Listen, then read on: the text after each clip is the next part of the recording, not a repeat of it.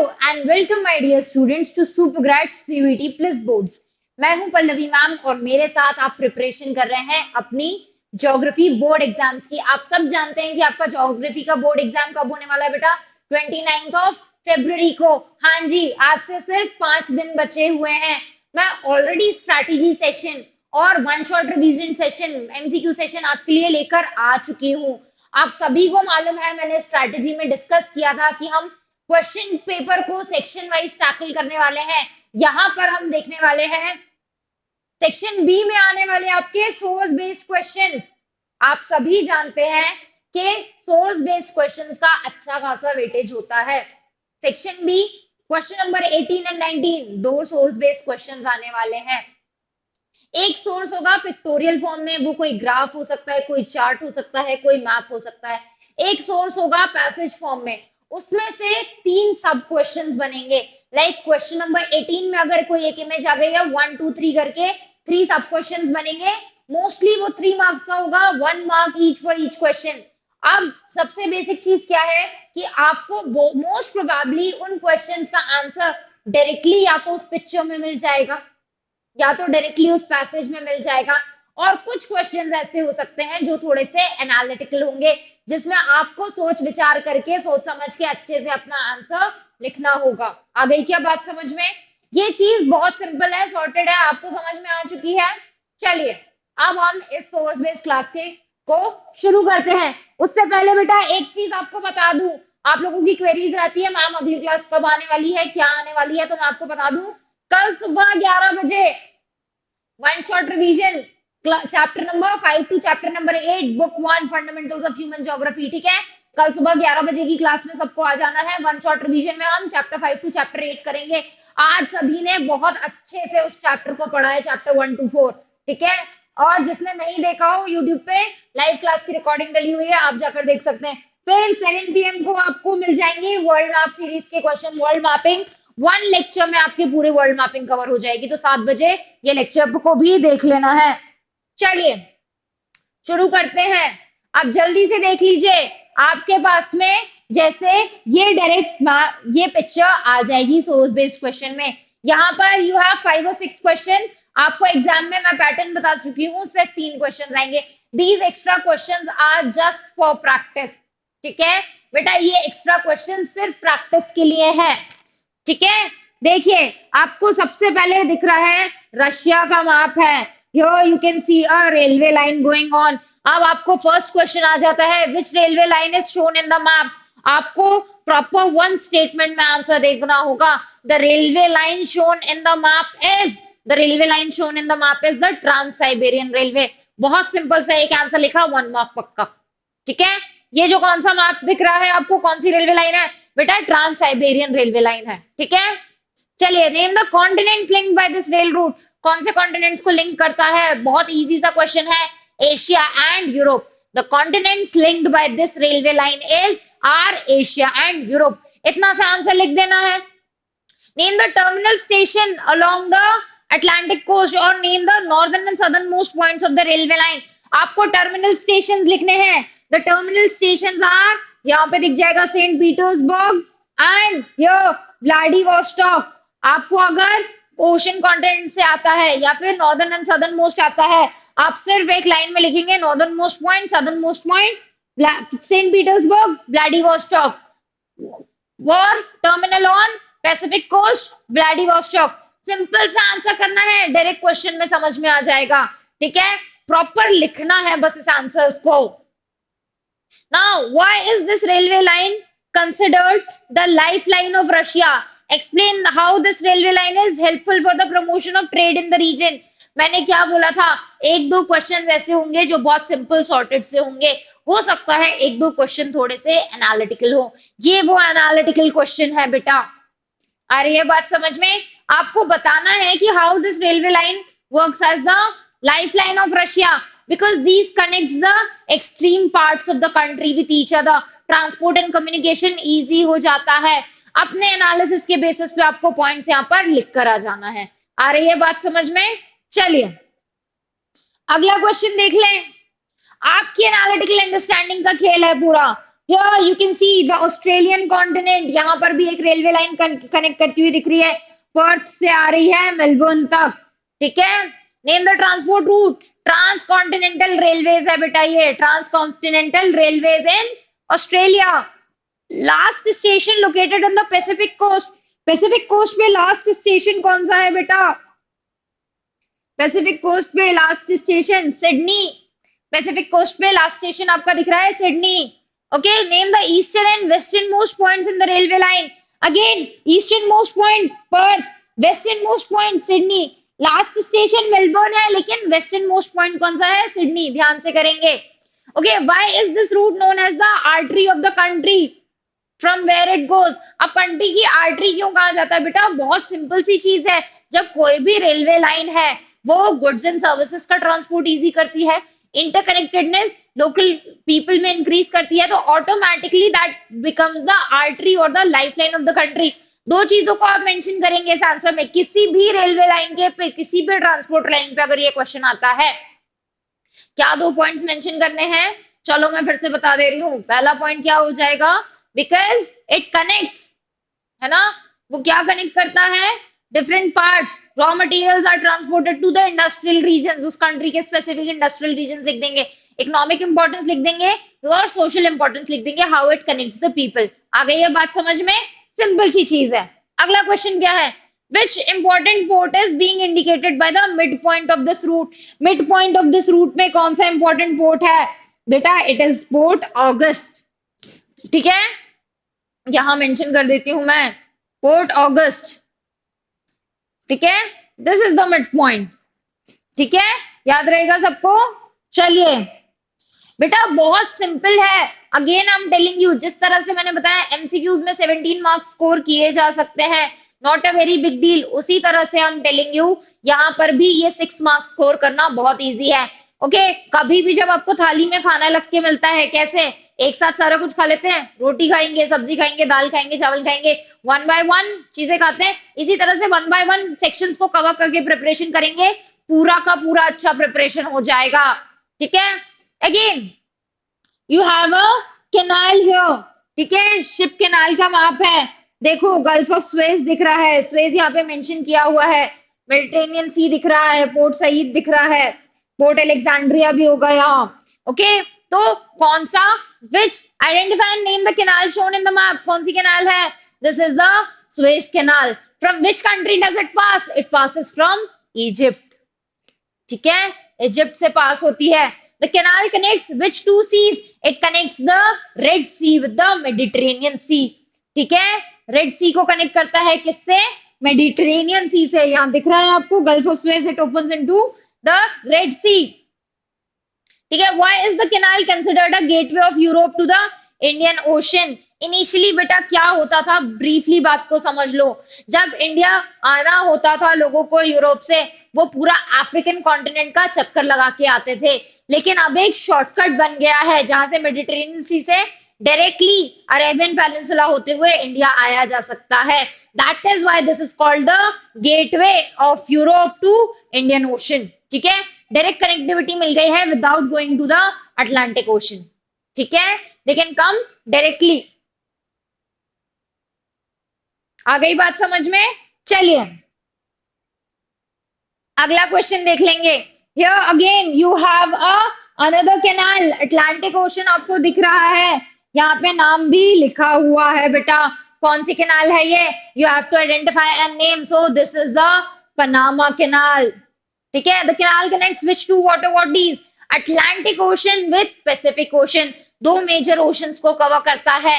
East and west coast of America के लिए connectivity कितनी आसान हो गई है, वॉशिंगटन टू न्यूयॉर्क, वरना पूरा साउथ अमेरिका का चक्कर लगा के जाना पड़ता था, अब सेंट्रल अमेरिका से एक कैनाल बन गई है द पनामा कैनाल, जिससे हाफ हो गया है आपका transportation route. Okay, which country is responsible for the construction of this Panama Canal? It was constructed by USA, ठीक है, यूएसए को कंस्ट्रक्ट करना था, क्यों कंस्ट्रक्ट करना था? अपने दोनों एंड्स को कनेक्ट करने के लिए। Okay, better connectivity, plus USA का जो वेस्टर्न कोस्ट है उसकी यूरोप के साथ भी कनेक्टिविटी एनहांस हो गई है, ठीक है। चलिए अगला क्वेश्चन देख लेंगे बेटा, ऐसा ही एक और मैप आ जाता है, ठीक है। अब यहाँ पर कौन कौन सी जगह दिख रही हैं? यू कैन सी जर्मनी, यहाँ पे बेल्जियम मेंशन किया हुआ है, नीदरलैंड्स दिख रहा है, ठीक है। अब इसको हमें पहचानना है कि which water route is this, तो this is the Rhine waterways, ठीक है। राइन वाटरवेज है, राइन रिवर फ्लो करती है, it is a major river flowing in Europe, और उससे बहुत ज्यादा ट्रेड भी होता है प्लस ट्रांसपोर्टेशन भी होता है, okay, transport of goods as well as people, both take place through the Rhine waterways. Name the major countries through which the route passes, the major country through which the route pass is Germany, ठीक है। Germany, Switzerland, Netherlands, ये सारी country से पास होता है, सबसे major will be Germany. Why is the riverine route called the artery of Europe? बेटा एक बेसिक चीज मैं आपको बता चुकी हूँ, आर्टरी क्यों बोलते हैं, तो आपको वही तरीका यहाँ भी फॉलो करना है। बेसिक फ्रेमवर्क बना के जाना है ना, कितनी सारी चीजें पढ़ेंगे, ऑलरेडी बहुत सारा पढ़ना है, जहां पे फ्रेमवर्क से काम चल जाए वहां पे फ्रेमवर्क वाला काम हम कर सकते हैं, ठीक है। अगला क्वेश्चन देखेंगे, आइडेंटिफाई द रीजन, बहुत क्लियरली लिखा हुआ है, अगर ये नहीं भी लिखा हुआ, पाकिस्तान वाला रीजन दिया हुआ, Ganganagar main head canal Punjab, हमें समझ में आ जाता है ये क्या है, this is the Indira Gandhi canal, ठीक है, इंदिरा गांधी कैनाल है। अब इंदिरा गांधी कैनाल का सोर्स ऑफ ओरिजिन कौन सा है आपको मालूम होना चाहिए, the source of origin is Harike barrage इन पंजाब, ठीक है, हरी के बराज है। What is the economic significance of this canal, economic significance क्या है बेटा, एनालिटिकल क्वेश्चन है, इकोनॉमिक सिग्निफिकेंस आपको बतानी है, क्या हो जाएगी economic significance, provision of water for different economic activities, ठीक है, ड्रॉट प्रोन एरिया था वेस्टर्न राजस्थान, जहां पे ये कैनाल के होने से it provides water for irrigation, drinking, everything, ठीक है, economic activities can be carried out in the command area. What was the original name, original name क्या था, the original name was Rajasthan canal, ठीक है। When was the idea? In which year was the idea conceived by whom? It was conceived by Kanwar Singh in 1948. कब conceive किया गया था idea, कब idea start हुआ था, 1948 by कंवर सिंह, ठीक है। When was the canal project officially launched? It was 31st of March 1958, ठीक है, ऑफिशियली कब लॉन्च हुआ था, 31st of March 1958 को ये प्रोग्राम ऑफिशियली लॉन्च कर दिया गया था, फाइन। चलिए अगला क्वेश्चन देख लेते हैं, here you have a map kind, okay, you have a graph here, अभी तक हमने देखे थे मैप टाइप के क्वेश्चन। इन जनरल बेटा मैं यहाँ पे बहुत ज्यादा समय क्यों नहीं दे रही हूँ, क्योंकि यही सब चीजों को हम वन शॉट क्लासेस के डिटेल रिविजन में भी कर रहे हैं। आपको जब डिटेल में रिविजन करना है आप वन शॉट क्लासेस करके कर सकते हैं, जहाँ पे सारा पूरा का पूरा चैप्टर रिवाइज होगा। जब चैप्टर रिवाइज हो चुका है तो उसके बाद में ये सोर्स बेस्ड क्वेश्चंस में आंसर लिखने में कोई भी दिक्कत नहीं आनी चाहिए, isn't it.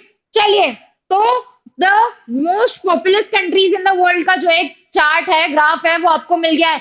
Name the most populous country, अब यहाँ पे हमें दिख ही जा रहा है कि मोस्ट पॉपुलस कंट्री कौन सी है बेटा, चाइना है। तो how many total countries of Asian continent are shown in the figure, Asian continent की टोटल कितनी कंट्रीज है, लेट अस काउंट इजीली। बेटा अगर एग्जैक्टली नहीं मालूम है काउंट कर सकते हैं, 1 2 3 4 5 6, ठीक है, रशिया, एशिया, यूरोप दोनों में आता है, टोटल कितनी कंट्रीज हो गई, 6। How do landform affect the density of population in Asia, बेटा लैंडफॉर्म कैसे डेंसिटी ऑफ पॉपुलेशन को अफेक्ट करता है, हम इस बारे में बात कर चुके हैं। आपको बेसिक एग्जांपल्स देना है, the fertile river plains of Hwang Ho river valley, या फिर Ganga Brahmaputra plains, high density of population Uttar Pradesh Bihar में। सिंपल से एग्जांपल देखिए आप यहाँ पे आंसर लिख सकते हैं, ठीक है। Why in the Mediterranean region population is high? Mediterranean region में population क्यों high है? Because the economic activities वहां पे अच्छी हो सकती हैं, plus climatic reason, वहां का climate बहुत pleasant है। The main reason for Mediterranean region is climate, ठीक है, pleasant climate is the major reason कि वहां पर अच्छी population high है, population density ज्यादा है, ठीक है। Why India has a high density of population as compared to Russia? अब रशिया के कंपैरिजन में इंडिया की पॉपुलेशन हाई क्यों है बेटा, क्लाइमेटिक फैक्टर्स प्लस लैंडफॉर्म, ये दो मेजर रीजंस हैं, climatic factors plus landforms, as well as India is still a developing state में कंट्री है। हमने पॉपुलेशन ट्रांजिशन पढ़ा था, डेमोग्राफिक ट्रांजिशन थ्योरी, उसके हिसाब से क्या है, India is still in a developing state. आ गई बात समझ में? Fine. Where is the majority of world's population located? Majority of world's population बेटा लोकेटेड है south and south east Asia में। ठीक है, एसई नहीं लिखना है, आपके पेपर में लिखेंगे तो majority of the world's population is located in south and south east Asia. आ गई बात समझ में? इजी है चीजें, प्रॉपर कंप्लीट रिवीजन अच्छे से करना है। अगेन डेमोग्राफिक ट्रांजिशन मॉडल, बेटा बहुत डिटेल में पढ़ा हुआ है डेमोग्राफिक ट्रांजिशन मॉडल आपने। ठीक है, यहाँ पर ये प्रॉपर ग्राफ दिया हुआ है, इसके बेसिस पे क्वेश्चन है। As per the graph, why 200 years ago all the countries of the world were in the first stage? Because there was illiteracy. क्या रीजन था? The level of development was low. There was illiteracy. Okay, the economy was mainly rural agrarian. The birth and death rates both were high. तो आपको क्या बताना है? Birth and death rates दोनों ही high थे। ठीक है, why countries like USA and Canada have stable or slow growth rate in population? Because of improvement in healthcare facilities, because of improvement in the contraceptive measures, population policy, इन सब reasons की वजह से। आप अपने points को एक दो lines में, एक दो सेंटेंसेस में लिख सकते हैं, बिल्कुल अच्छे से लिख सकते हैं। Why in stage 2 the net addition of population is high? Stage 2 में नेट एडिशन क्यों हाई होता है बेटा? Death rate has declined because of improved in health care and sanitation facilities, but क्या हुआ है? Birth rate is yet not declined, birth rate is still high, that is why there is net addition in population. Name the countries in stage 3. stage 3 में कौन सी countries हैं? Canada, Japan and USA. Simple से उनके नाम लिख दो। Why stage 3 experience low fluctuations? low fluctuations क्यों है? Because the birth rates and death rates both are low. Simple सी चीज है। Demographic transition theory birth rate death rate के आसपास ही घूम रही है, वही कीवर्ड्स को यूज करना है। Again I am mentioning, keywords miss नहीं होने चाहिए बेटा। चाहे आप कोई सा भी आंसर लिखो, लॉन्ग आंसर लिख रहे हो, शॉर्ट आंसर लिख रहे हो, सोर्स बेस्ड क्वेश्चन का आंसर लिख रहे हो, you are not suppose to miss the keywords. ठीक है, birth rate, death rate, high fluctuation, low fluctuation, expanding population, keywords हैं इस टाइप के पैटर्न के क्वेश्चन के। अगर ये लॉन्ग आंसर में भी आता है तो भी आपको ये चीज मिस नहीं करना है। ठीक है, चलिए अगला एक पिक्चर बेस्ड क्वेश्चन आ गया है, इसके बारे में भी आज सुबह की क्लास में डिस्कशन हो चुका है। Open cast mining and shaft mining. Okay, चलो, which of the mining technique is cheapest? ज्यादा चीप कौन सी होती है? ऑब्वियसली ओपन कास्ट माइनिंग होती है। क्यों चीप होती है? क्योंकि वहां पे बहुत ज्यादा एडवांस मशीनरी की जरूरत नहीं पड़ती है, इन डेप्थ ड्रिलिंग की जरूरत नहीं पड़ती है। विच type of mining is used for extracting और डीप मिनरल्स? डीप और मिनरल्स को निकालने के लिए यू यूज शाफ्ट माइनिंग। ठीक है, then which of the following methods given in the picture is more prone to accident? ज्यादा एक्सीडेंट्स कहाँ हो सकते हैं? The more prone to accidents is the shaft mining one. ठीक है, because it's deeper in the earth surface. कौन कौन से एक्सीडेंट्स हो सकते हैं बेटा? कोलैप्स हो सकता है, फ्लडिंग हो सकती है, माइन फायर्स हो सकती हैं, isn't it? चलिए अगला क्वेश्चन देख लेंगे। आपके पास यहाँ पर है एक ऑक्यूपेशनल स्ट्रक्चर वाला ग्राफ। ठीक है, बहुत डिटेल ग्राफ है। जिसने एमसीक्यू की क्लास अटेंड की है बेटा, मैंने वहां पे ऑलरेडी आपको बता दिया है कि इस तरह के क्वेश्चंस में आपको क्या करना है। आपको थोड़ा सा ऐसे ग्राफ्स जो आपकी बुक में दिए हुए हैं ना, जो आपको लगता है कि ब्लर हो जाने वाले हैं, ठीक है, जो आपको लगता है कि ब्लर हो सकते हैं, ब्लर हो जाएंगे क्वेश्चन पेपर में अगर आएंगे, तो उनकी थोड़ी सी स्टडी पहले से करके जाओ। आपकी बुक में भी अगर ब्लर दिख रहे हैं, पीडीएफ डाउनलोड करो, जूम इन करके क्लियरली पढ़ सकेंगे। आ रही है क्या बात समझ में? चलिए, ये आपको दिख जा रहा है, इसके बेसिस पर ही हम सॉल्व करेंगे। विच state has the highest number of agricultural labours? कहां पे एग्रीकल्चर लेबर्स कहां सबसे ज्यादा है? It is in Bihar. यहां पर भी देख लेंगे बिहार कहाँ है, बिहार है ये। ओके, एग्रीकल्चरल लेबर्स की बात हो रही है। The number percentage of agricultural labours very high in Bihar. ठीक है, in which activity majority of workers are engage? Majority of workers किस एक्टिविटी में एंगेज है? Majority of workers are agricultural labours. सबसे ज्यादा यहाँ पे आपको एग्रीकल्चरल लेबर्स ही मिलेंगे। That is your answer. Which state has maximum percentage of cultivators? सबसे ज्यादा कल्टीवेटर्स बेटा देख लो किस स्टेट में दिख रहे हैं। So you will find the maximum percentage of cultivators in Himachal Pradesh. ठीक है, थोड़ा सा ये ग्राफ्स की स्टडी पहले से कर लेनी है। There are nearly 39.8% of workers in India. What does this observation indicate? This observation indicates, क्या indicate कर रहा है? Overall analytical question, क्या बोला मैंने? हो सकता है कि बहुत सारे क्वेश्चंस डायरेक्टली सॉल्व हो जाएं, बहुत इजीली हो जाएं, कुछ क्वेश्चंस एनालिटिकल आएंगे। अब ये अनएम्प्लॉयमेंट की प्रॉब्लम को हाईलाइट कर रहा है। 39.8% पॉपुलेशन है सिर्फ इंडिया की वर्किंग क्लास में, मेन वर्कर्स में। आपके पास में मेजॉरिटी ऑफ पॉपुलेशन अनएम्प्लॉयड है। This what does the observation indicate? It indicates prevalence of high level of unemployment, dependent population बहुत ज्यादा है इंडिया में। ठीक है, ये चीज इंडिकेट कर रहा है। आ रही है बात समझ में? सिंपल। अगला ग्राफ फिर ऐसा ही है, changes in share of land use category. Land use category में क्या क्या चेंजेस आए हैं ये इस ग्राफ के थ्रू आपको दिख रहा है। इसके बेसिस पे जो भी क्वेश्चंस हैं अब उन्हें आंसर कर देंगे, है ना। Which category of land has recorded maximum increase in area from 1950 to 2015? Maximum increase कहाँ दिख रहा है बेटा? देखो, maximum increase area under sorry increase की बात हो रही है ना, यहाँ पर मैंने डिक्रीज देख लिया था। ओके, इंक्रीज हो रहा है area under agricultural use. Agricultural use वाला एरिया सबसे ज्यादा इंक्रीज हो रहा है। मैक्सिमम इंक्रीज यहाँ पे दिख रहा है 3% से लेके 8% तक आ रहा है। अराउंड 2.5 टाइम्स इंक्रीज है। ठीक है, चलिए। Which category has recorded maximum decline in area? Maximum decline in area कहाँ हुआ है? Miscellaneous tree crops and groove. 6.9% से 1% आ गया है। 60% का डिक्लाइन है, 600% डिक्लाइन चल रहा है यहाँ।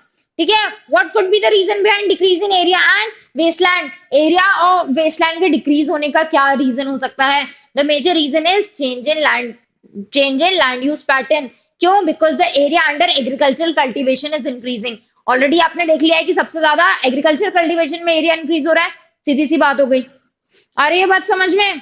चलिए, और क्या क्वेश्चन हो जाता है?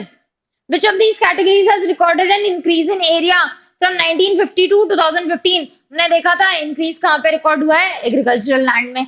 सिंपल सा लिख देना है बेटा। फिर से मेंशन कर रही हूँ, मैंने ज्यादा क्वेश्चंस लिए हुए हैं आपकी प्रैक्टिस के लिए, है ना। ये सिर्फ आपकी प्रैक्टिस के लिए इतने सारे क्वेश्चंस हैं। एक्चुअल में एग्जाम में सिर्फ 3 क्वेश्चंस आएंगे।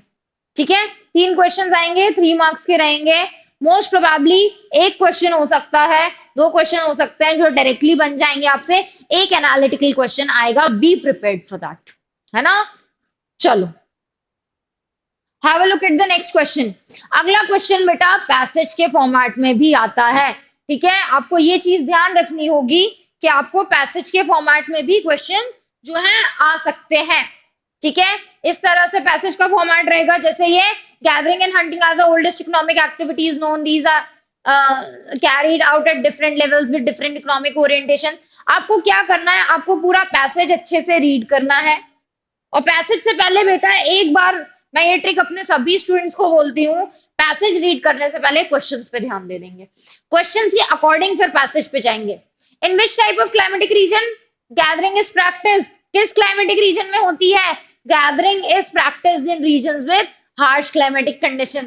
बेटा एक बहुत सिंपल सी बात आपको बता रही हूँ। ठीक है, यहाँ पे आपको पैसेज में आंसर्स तो मिल जाएंगे, लेकिन आपको डायरेक्ट कॉपी पेस्ट करके आंसर्स नहीं लिखना है। ठीक है, डायरेक्ट कॉपी पेस्ट करके आंसर्स नहीं लिखेंगे, इसी स्टेटमेंट को अपने वर्ड्स में लिखना है। ठीक है, ध्यान रहेगा। यहाँ से आपको आंसर मिल जा रहा है। What is the reason behind constant reduction in gathering activities? अब गैदरिंग एक्टिविटीज में कांस्टेंट रिडक्शन होने का क्या रीजन है? Synthetic products often of better quality at lower price have replaced many items supplied by the gatherers in tropical forest, because the production of synthetic items has increased and that too at a lower price. So वो क्या रहा है उसके result में? उसके वजह से gathering activities reduce हो रही हैं क्योंकि उनका प्रोडक्ट जो है वो मार्केट में सेल नहीं हो रहा है। Then how do gatherers sustain their life? Simple सा क्वेश्चन है, गैदरर्स सस्टेन कैसे करते हैं अपनी लाइफ को?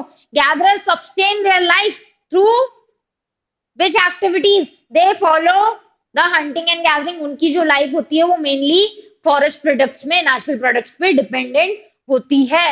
Okay, both plants and animals, they satisfy the need for food, shelter and clothing. This is what you have to mention. आपको main जो crux है वो एक्सट्रैक्ट पैसेज से ही करना है और आंसर में लिखना है अपने वर्ड्स में, ठीक है। अगला क्वेश्चन देख लेंगे। What are the oldest economic activities known to humanity? So hunting and gathering जो है, it is the oldest economic activity known to human beings. You have to just mention this. What level of capital investment is required in gathering activity? Gathering activity में कोई capital investment required है क्या? No. Okay. So there is negligible amount of capital investment required in gathering hunting activities. Simple सी चीज है, कोई भी tension लेने की जरूरत नहीं है। जब आपका पूरा कॉन्सेप्चुअल अंडरस्टैंडिंग अच्छी होगी तो ये आंसर्स करना कोई भी बड़ी बात नहीं है ना। क्या कैपिटल रिक्वायरमेंट होती है मैं समझा चुकी हूँ क्लास में, है ना। वन शॉट रिवीजन में हमने डिस्कस किया था। जो भी प्रिमिटिव सब्सिस्टेंस एक्टिविटीज होंगी उसमें कैपिटल रिक्वायरमेंट ज्यादा नहीं होगी, और जो कमर्शियल एक्टिविटीज होंगी उसमें कैपिटल रिक्वायरमेंट ज्यादा होगी, है कि नहीं। ये क्लास का मेन मोटिव बेटा आपके लिए इन चीजों को प्रिपेयर करवाना है, अप्रोच समझा देना है। कोई भी क्वेश्चन आए उसके लिए हमारे स्टूडेंट्स तैयार होने चाहिए, टैकल करने के लिए आप लोगों को रेडी होना है, ठीक है। अगला पैसेज देख लेंगे। This is related to nuclear energy has emerged as a viable source in recent time.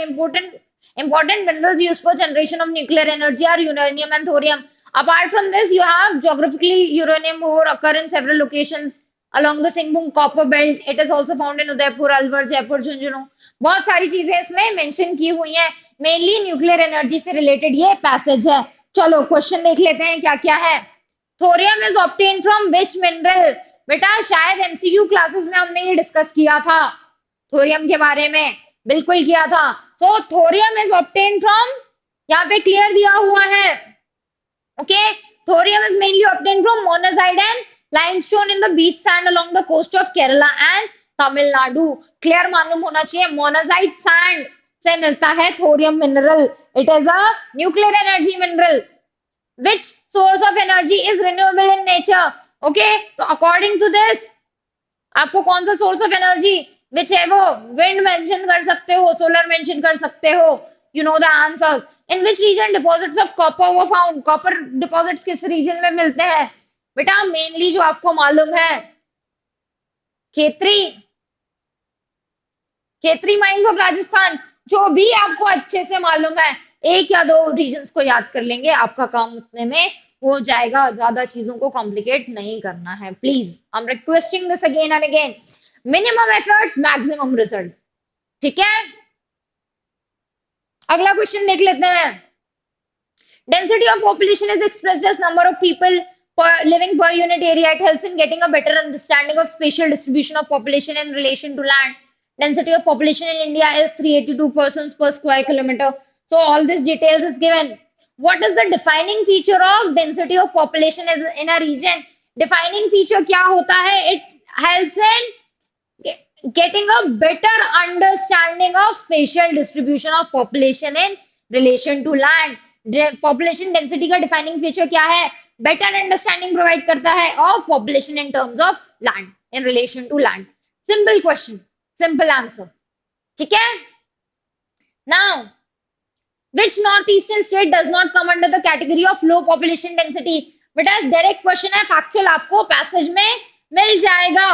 So the hill states of Himalayan region in northeastern states excluding Assam have relatively low densities. तो excluding Assam, इसका answer क्या हो जाता है? इसका answer बन जाता है असम. बेटा इसका तरीका सिर्फ ये है, क्वेश्चन रीड करने के बाद में पैसेज को ध्यान से रीड करना होगा. फैक्चुअल क्वेश्चन है, कई बार प्रिपेयर नहीं किया जा सकता बिफोर हैंड, लेकिन ये फैक्चुअल क्वेश्चन का आंसर पेपर में मिल जाएगा. प्रेजेंस ऑफ माइंड का यूज करेंगे. Which state among the southern states is the most densely populated state? Again, factual question. ठीक है? Among the northern states, Bihar, West Bengal, Uttar Pradesh have higher densities, while Kerala and Tamil Nadu have higher densities among the peninsular India. तो southern India में most densely populate कौन सा state है? You have Kerala. ठीक है, population density यहाँ की है, you have this figure as well. आप अपने आंसर में उस फिगर को भी मेंशन कर सकते हैं। 859 पीपल पर थाउजेंड स्क्वायर किलोमीटर, 859। ठीक है, 859 is the population density of Kerala. तो क्रक्स क्या निकलता है बेटा? चलिए एक बात को यहाँ पर हम डिस्कस कर लेते हैं। क्रक्स क्या निकलता है अल्टीमेटली, कि आपकी प्रिपरेशन ओवरऑल कंसेप्चुअल अंडरस्टैंडिंग अच्छी होनी चाहिए। जब आपकी कंसेप्चुअल अंडरस्टैंडिंग अच्छी होगी तो अल्टीमेटली आप इन क्वेश्चंस को अटेम्प्ट कर पाएंगे। कुछ भी टफ नहीं है। कोई फैक्चुअल क्वेश्चन आता है तो फिर वो आपके सोर्स में होगा। एनालिटिकल क्वेश्चन को सॉल्व करने के लिए आपकी अंडरस्टैंडिंग अच्छी होनी चाहिए। अभी तक सीबीएसई ने या तो ऐसा कोई पिक्चर मैप बेस्ड क्वेश्चन दिया है या तो ऐसा पैसेज बेस्ड क्वेश्चन दिया है। जस्ट फॉर एन एग्जाम्पल, अगर कोई मूड चेंज होता है, हो सकता है कि ऐसा कोई आपकी बुक में ऐसे काफी सारे एडिटोरियल कटआउट्स हैं, न्यूज़पेपर कटआउट्स हैं, इस पे शायद कोई क्वेश्चन आ जाए। एक बार आपकी बुक में जो न्यूज़पेपर कटआउट्स हैं उन पर ध्यान नजर फेर लेंगे। ऑल्दो कंसेप्चुअल अंडरस्टैंडिंग अच्छी होगी, चैप्टर अच्छे से प्रिपेयर्ड होगा तो कोई दिक्कत नहीं आएगी। Name the largest slum dwelling in India. India की लार्जेस्ट स्लम ड्वेलिंग कौन सी है? It is Dharavi. बेटा क्यों है? Slum dwellers are the backbone of labour force. Slums के ऊपर ही क्वेश्चन है ये जो एडिटोरियल्स है, इसलिए slum dwelling. What percentage of slum population is according to census 2011? It is around 17.4%। ठीक है, what are the problems faced by slum dwellers? Slum dwellers के साथ में क्या क्या प्रॉब्लम्स फेस करनी पड़ती हैं, उनकी लिविंग कंडीशंस के बारे में आप बता सकते हैं। Congestion, lack of basic healthcare and education facilities, lack of sanitation, any 2 to 3 points you can mention as the problems of slum dwellers। ठीक है, ये बहुत बेसिक सा एक क्वेश्चन हो गया। जस्ट एन एग्जाम्पल, अगेन हो सकता है ऐसे टाइप का भी कोई क्वेश्चन आपके सामने आ जाए जिसमें कोई एक पिक्चर दी हो। अब जैसे this is the picture of sugar cane crop, identify the crop in the picture. Very easy, sugar cane. Name the states in north India where the crop is grown. अब नॉर्थ इंडिया में mainly कहाँ sugar cane grow होता है? उत्तर प्रदेश।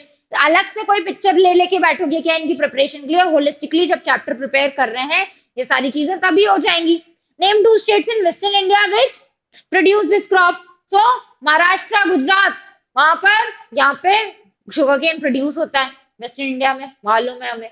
बहुत ज्यादा tension लेने की जरूरत नहीं है। These were the 2 type of question जो हो सकता है कि सीबीएसई बना दे। ठीक है, दैट इज वाई मैंने इनको भी इस लेक्चर वीडियो में इंक्लूड कर लिया है ना। चलिए इसी तरह से ये क्वेश्चन सॉल्व करने के बाद आज की ये जो स्पेसिफिक आपकी सोर्स बेस्ड क्वेश्चन की क्लास है वो कवर हो जाती है। बेटा मेरा इसमें एम्फेसिस ये था आपको पैटर्न समझ में आए, आपको आंसर किस तरह से करना है ये समझ में आए, आप पैनिक ना करें। ठीक है, अब आपको क्या करना है, आपको जो भी पिक्चर्स दिख रही हैं उनके ऊपर बस थोड़ा सा सोचना है। ठीक है, जब बुक को रिवाइज कर रहे हैं, पन्ने पलट रहे हैं, पिक्चर्स ग्राफ्स पर थोड़ा सा ध्यान देंगे। जब होलिस्टिक अंडरस्टैंडिंग चैप्टर की आपकी बनी हुई है तो आपको आंसर करने में कोई भी प्रॉब्लम नहीं आएगी। ठीक है, so this way we end our source based class. Again मैं मेंशन कर देती हूँ, आपको जो भी नोट्स चाहिए हैं, जो भी स्टडी मटेरियल चाहिए है, जो भी अपडेट्स चाहिए हैं, उसके लिए आपको ज्वाइन करना होगा सीयूईटी बाय सुपरग्रेड्स का टेलीग्राम चैनल। वहां पर आ जाओ, पूरा इंटरेक्शन हो रहा है। ओके, आपको स्टडी मटेरियल प्रोवाइड किया जा रहा है, प्लस आपको जो भी अगले वीडियोस आने वाले हैं उसकी अपडेट मिलने वाली है।